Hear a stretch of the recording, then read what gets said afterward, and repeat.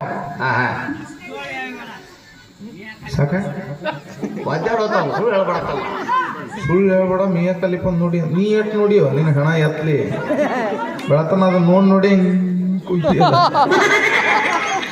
ಮೀಯ ಕಲಿಪ ಅಂತೂ ಯಾರು ದೂರ ರಾಜು ತಾಳಿಕೊಟ್ಟಿ ಹೇಳಿಬಿಟ್ರು ಸ್ವಾಮಿ ವಿವೇಕಾನಂದರು. ಎದ್ದೇಳು ಭಾರತೀಯ.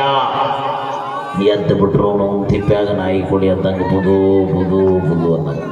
ಇಂತಿಂಥ ನನ್ನ ಮಕ್ಕಳು ಹೇಳ್ತಾರಂತ ಆವತ್ತಿವಂತಾಗ ಅವತ್ತು ಇನ್ಫಾರ್ಮೇಶನ್ ಸಿಕ್ಕಿತ್ತಂದ್ರೆ ಬಿಡ್ರು ನಿಮ್ಮ ಅವ್ರು ಖತರ್ನಾಕ್ ನನ್ನ ಮಕ್ಕಳೇ ಅಂತ ಹೇಳ್ತಿದ್ರು.